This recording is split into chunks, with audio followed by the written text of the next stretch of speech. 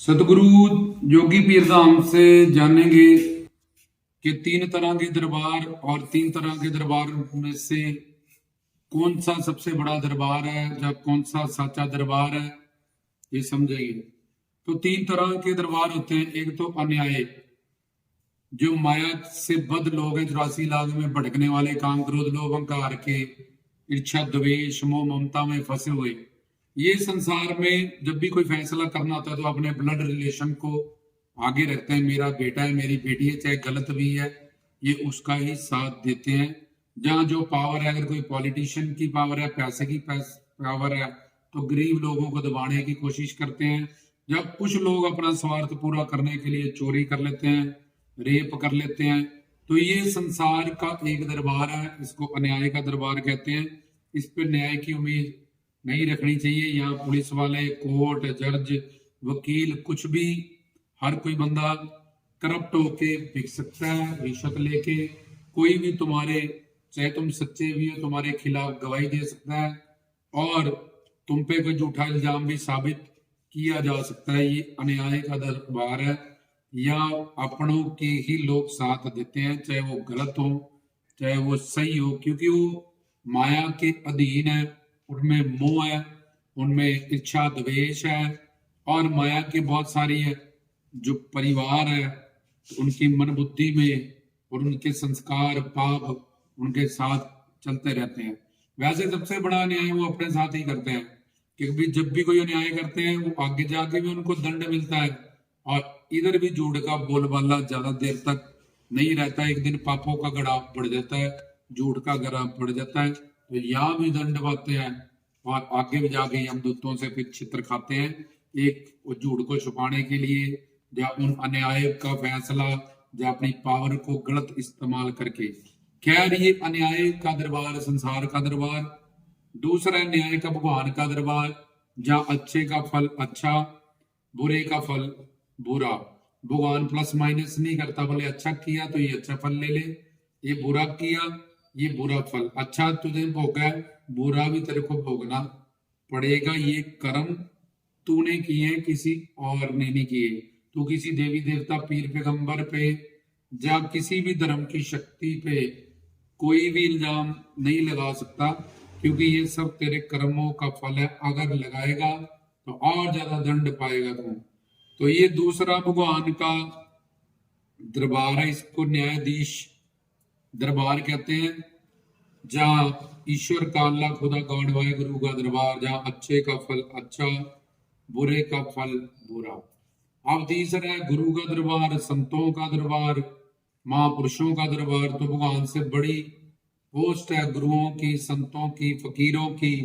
तो उनकी शरण में जाके हमसे जो भी गलती गुनाह हुए जन्म जन्मांतर, अगर हम मुझसे तौबा करें, अपने अंदर निर्बल होके जाए और किसी भी साधना का, किसी भी बल का अहंकार लेके, ईगो उनके पास नहीं जाए, मंगते बन के, कुकर बन के, भिखारी बन के, उनके दर के नौकर बन के अगर जाए और किसी भी बल और साधना का अहंकार लेके, अपने डेजिग्नेशन का, रूप का, कि मैं इंजीनियर हूँ, डॉक्टर हूँ, मेरे 2 बेटे हैं, मैं बड़ा सुंदर हूँ, मैं बड़ा फिट हूँ, ये ऐसे कोई भी अहंकार लेके अगर उनके पास हम ना जाए और खुद को अपना कसूरवार जाने समझे, उनका ज्ञान समझिए कि ये मेरे ही कर्मों का फल है, उनके चरणों में तौबा करने से, क्योंकि गुरु भगवान से बड़ा है, इसलिए जिसको गुरु बख्श देता है जिन पापों से, जब गुरु जिसके सिफारिश कर देता है, जिसके हक में अरदास कर देता है, जहाँ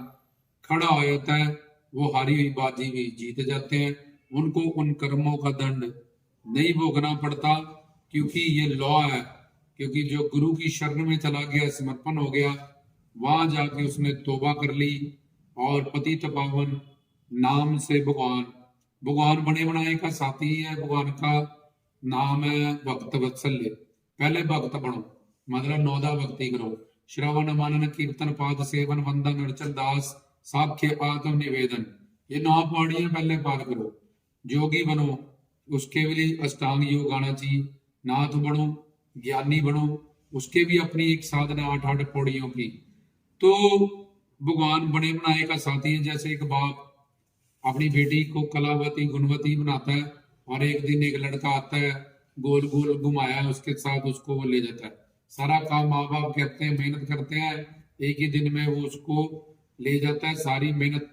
ऐसे ही भगवान किसी को नाम दीक्षा नहीं देता, ज्ञान नहीं देता, उसके अंतःकरण से लड़ना, तन मन धन से सेवा करना, उसकी शुद्धि करना। जैसे माँ बेटे के लिए सब कुछ करती है और साफ सुथरा करके लैट्रिन बाथरूम पाखाना साफ करके पिता के साथ उसको भेज देती है कि जाओ इसको अब घुमा के लाओ। इसलिए ये सारा काम हमारे जीवन में गुरु करता है, गुरु का दर्जा इसलिए बड़ा है। तो गुरु के चरणों में जो तौबा करते हैं, खुद को कसूरवार खुद को गुनहगार जानते हुए अपनी गलतियों से तौबा कर लेते हैं, पिछली गलतियां या बुरा प्रारब्ध आज एट प्रेजेंट में जला के सिमरन से, जब गुरु के मार्गदर्शन से भस्म कर देते हैं, और प्रेजेंट भी अपना ठीक कर लेते हैं, और उसका फल इन फ्यूचर भी उनका ठीक हो जाता है। तो तीनों काल, भूतकाल, भविष्यकाल, वर्तमान काल, तीनों वो अपने गुरु के समर्पण से, शरणागति से,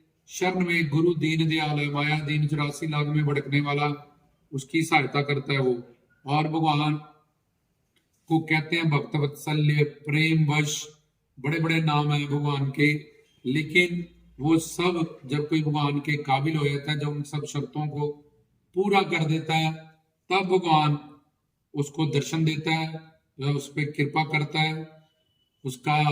लेकिन गुरु ऐसा कोई धोबी जो कपड़े ले जाए, पैसा भी ना ले और धो के वापस हमें दे दे, जिसको हम कुछ नहीं दे सकते हैं, तन से, मन से, धन से, फिर भी हो गए तन मन धन से सेवा देता है, कृपा करता है, नाम करता है, रक्षा करता है। सारा काम गुरु ही हमारे जीवन में करता है, क्योंकि गुरु भगवान की ही जोत परमात्मा महात्माओं में बसी रहती है।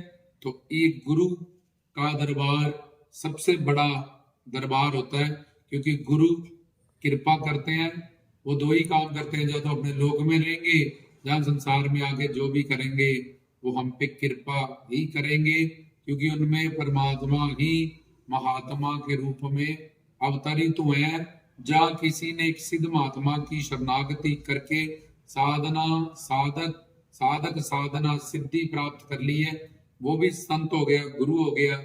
जहाँ वो पहले ही गुरु था, अवतारी था, परमात्मा ही महात्मा के रूप में अवतार लेके धरती पे आए हुए थे, तो उन्होंने जीवों का कल्याण करना है। तो ये गुरु का दरबार सबसे बड़ा सच्चा दरबार है, और करुणा कृपा का दरबार है, जहां से कोई भी धर्म भक्त का मोक्ष, कोई भी फल प्राप्त किया जा सकता है। गुरु के चरणों में जाके उनकी तन मन धन से सेवा करने से, मन बुद्धि का समर्पण करने से जो भी हमें चाहिए वही फल प्राप्त हो सकता है। तो सबसे बड़ा दरबार गुरु का दरबार, सच्चा दरबार, क्यों वो कृपा करते हैं। इसलिए तीन दरबार में से जो सबसे बड़ा दरबार है वो संतों का, गुरुजनों का, मुर्शिद का दरबार है। वहां से हम किन्हीं भी गुनाहों की माफी मांग देते हैं। जैसे प्रेसिडेंट किसी को फांसी होगी अगर माफ कर दे, तो सुप्रीम कोर्ट भी उसको फांसी पे नहीं लटका सकता। ऐसे ही जो गुरु के पास जाके कहते हैं हमारी रक्षा कर लो, और कोई तरीका नहीं है, किसी साधना से, बल से, जप से, तप से, हट से, वर्त से हम माया को, काल को, अपने गुनाहों से, पापों से, अगर तुम बोलोगे पश्चाताप करूंगा पापों का, तो अनंत पाप है, कितने का करोगे, मृत्यु हो जाएगी तब भी तुम्हारे पाप। और जब पुण्य पुण्य अच्छा काम करने जाओगे तो सृष्टि में हर तरह का बंदा है रजतम, कहीं तुम्हें झूठ बोलना पड़ेगा, कहीं तुम निंदा चुगली कर बैठोगे, तो अच्छा काम करते करते भी तुमसे बुरा काम होता रहेगा। कर्म बंधन में, अच्छे बुरे पाप पुण्य में फंसे रहोगे। सिर्फ गुरु ही हमें इन सब में से निकाल देता है। तो उनके चरणों में जाके तौबा करने से, हर जगह कहीं भी कोई भी गलती हुई है उनसे क्षमा मांगने से, क्षमा याचना करने से, पतित पावन नेचन से अकारण करुण कृपा करते हैं वो, तो वहां से कुछ भी पाया जा सकता है। इसलिए जो प्रमुख और सच्चा और बड़ा सबसे जीव के लिए दरबार है वो गुरु का दरबार है। इसमें समझाया गया रामदास की तरफ से। जय बाबा जी।